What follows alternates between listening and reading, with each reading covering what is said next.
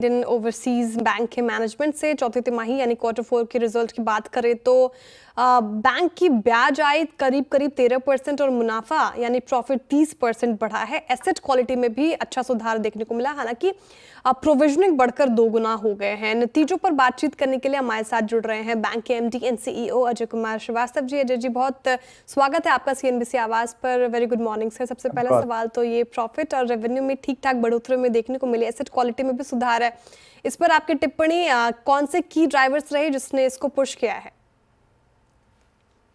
ये एक continuous process है। हमारा क्रेडिट ग्रोथ जो इस साल हुआ है वो 14% का ग्रोथ हुआ है, और जब क्रेडिट ग्रोथ होता है तो उससे जो इंटरेस्ट इनकम है वो नेचुरली इम्प्रूव होता है, और इंटरेस्ट इनकम से फिर NII और NIM। तो बेसिकली जो नंबर्स जो इम्प्रूव हुए हैं इनकम में और प्रॉफिट में, वो बेसिक जो उसका रीजन है वो ये है कि हमारा क्रेडिट ग्रोथ कंसिस्टेंटली पिछले 3 सालों से अच्छा हो रहा है, और पिछले साल भी हम लोगों ने 14% से ज़्यादा का ग्रोथ दिखाया है।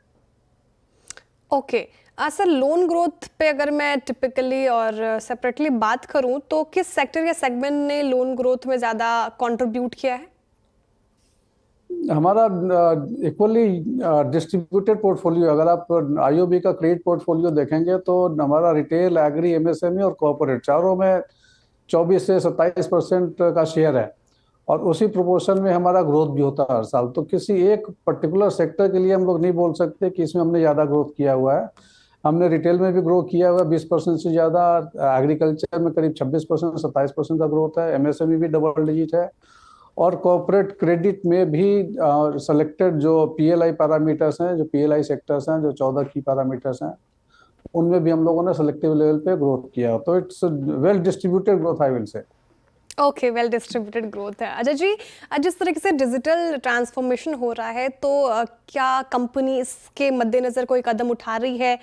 कोई ऐसे प्रोग्रेस चीज़ है जो अंडरवे है? हाँ, ये भी एक ऑनगोइंग प्रोसेस है, क्योंकि आज जो प्रोडक्ट या जो प्रोसेस या जो सॉफ्टवेयर नया दिखता है 6 महीने वो पुराना हो जाता है, क्योंकि उसका नया वर्जन आ जाता है, नए चैलेंज आ जाते हैं। तो ये एक सतत प्रक्रिया है जो कि लगातार जारी है पिछले 5-6 सालों से हमारे बैंक में भी। इस साल जो हमारा मैं आपका जो हमारा जो सीरियसनेस है IT को लेके, वो आप इससे जज कर सकते हैं कि इस साल हम लोगों ने 1700 करोड़ का बजट लिया हुआ है, जो कि IT और डिजिटल इंफ्रास्ट्रक्चर में हम लोग स्पेंड करने वाले हैं। और उसमें सारी चीज़ें हैं, प्रोसेस से लेके, प्रोडक्ट से लेके, सॉफ्टवेयर, हार्डवेयर, और ये जैसा मैंने बोला ये कंटिन्यूस प्रोसेस है, रेगुलर अपग्रेडेशन की ज़रूरत होती है। और मार्केट में जो भी बेस्ट प्रोडक्ट और प्रोसेसेस अवेलेबल हैं, मैं बड़ी जिम्मेदारी के साथ ये कह सकता हूँ कि IT और डिजिटल में जो बेस्ट मार्केट में अवेलेबल है, जो हमारे पास अवेलेबल है, that at par with any of the best service providers in the banking infrastructure। तो उस तरीके से फोकस है, क्योंकि बिना डिजिटल, बिना IT के हम लोग सर्वाइव नहीं कर सकते, सभी जानते हैं, और इसलिए उस पर बहुत ज़्यादा फोकस है। और ये स्पेंड करने के अलावा जो हमारा दूसरा सबसे इम्पोर्टेंट फोकस रहा है वो कि हम कैपेबल लोगों को रिक्रूट करें। तो हर साल हम लोग रिक्रूट करते हैं, करीब 1500 से 2000 नया टैलेंट बैंक में लेके आते हैं। इस साल भी हमारा प्लान है करीब 2000 रिक्रूटमेंट का, और इसमें से इस साल जो मेजर है वो मेजर रिक्रूटमेंट स्पेशल जो क्वालिफिकेशंस और स्पेशल जो रिक्वायरमेंट्स है बैंक की, साइबर हो गया, इंफॉर्मेशन सिक्योरिटी हो गया, IT, digital, risk, treasury, credit, तो इन सारे सेक्टर्स के लिए जो स्पेशलाइज तरीके का जो टैलेंट है उसको हम लोग रिक्रूट करने के लिए इस साल हमारा प्लान है। बहुत अच्छा है सर प्लान आपका, हेड काउंट्स भी अच्छे बताए आपने। लेकिन सर सवाल यहाँ पे कि आपने रिसेंटली 1436 करोड़ का फंड रेज किया था वाया QIP, उसके बाद इक्विटी कैपिटल में भी आपने 4000 का फंड रेज किया, इसके पीछे की वजह सर? हाँ, एक चीज़ तो ये है कि हमारा जो गवर्नमेंट ऑफ इंडिया का शेयर होल्डिंग था वो 96% था, और अभी फरवरी मार्च के महीने में हम लोगों ने 1436 करोड़ का कैपिटल रेज किया QIP के थ्रू, जैसा आपने बताया। तो उससे जो शेयर होल्डिंग रिड्यूस होकर 94.61 पे आई है, और आप सभी को मालूम है कि जो मिनिमम पब्लिक शेयर होल्डिंग है, जो रिक्वायरमेंट है नियमानुसार, वो 75% होना चाहिए। बिल्कुल। और अभी हमारा 94 पे है, तो 94 को रिड्यूस करके हमको 75 पे लाना है। तो इस साल भी हम लोगों ने कैपिटल रेज करने के लिए बोर्ड से अप्रूवल लिया है, और जो 4,000 करोड़ की आपने बात की। और ग्रेजुअली हम लोगों का प्रयास ये है कि हम जो मिनिमम पब्लिक शेयर होल्डिंग का जो रिक्वायरमेंट है 75% तक, वहाँ पे over a period of 18 to 24 months हम वहाँ पे पहुँच पाएँ। तो उस दिशा में प्रयास जारी है। ओके सर, तो ये एडिशनल इक्विटी कैपिटल आप कहाँ डिप्लॉय करेंगे, स्ट्रेंथन करेंगे लोन बुक को, डिजिटल इनिशिएटिव्स लेंगे, क्या स्ट्रैटेजी अपनाएंगे सर?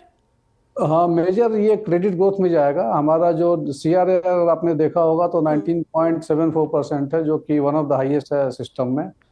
रिक्वायरमेंट 11.50 की है, हमारा 19.74 है। तो ये basically capital growth, credit growth के लिए यूज होगा।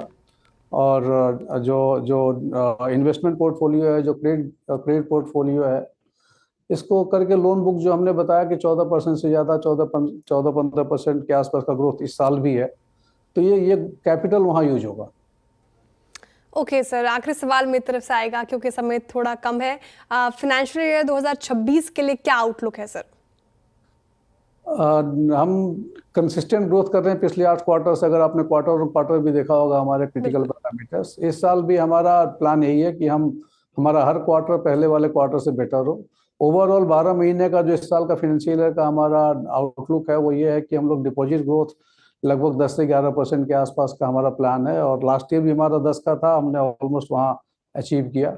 क्रेडिट ग्रोथ 14 से 15% तक रहेगा हमारा। और जो मार्जिन है निम जो 3.58 है अभी, उसको भी हम लोग अराउंड 3.4 to 3.5 के बीच में मेंटेन करने की कोशिश करेंगे। ओके अजय जी, ये जो 50 बेसिस पॉइंट का रेट कट आरबीआई ने तोहफे में दिया, इससे आपने कोई ग्राहक को पास ऑन किया सर? वहाँ पे कोई ग्राहक को फायदा पहुँचता हुआ नजर आया आपकी कंपनी की तरफ से?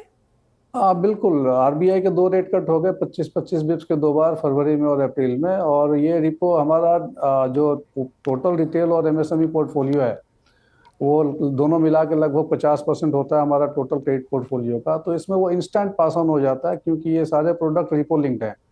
तो जैसे ही रिपो में कोई चेंज होता है, तो वो जो इफेक्टिव रेट ऑफ इंटरेस्ट है हमारे ग्राहकों के लिए, वो भी इमीडिएटली उसका इम्पैक्ट आता है। तो 50 बिप्स ऑलरेडी कम हो रखा है सारे रिटेल लोन में, सारे MSME लोन में। और आगे भी अगर रेट कट आगे होता है तो उसको भी हम लोग हैंडल करने के लिए तैयार हैं। बहुत शुक्रिया अजय जी, आपने इतने समय के साथ डिटेल आंसर किया मेरे सारे सवालों का। बहुत शुक्रिया आपके वक्त के लिए CNBC आवाज़ पर आने के लिए। बहुत शुक्रिया सर।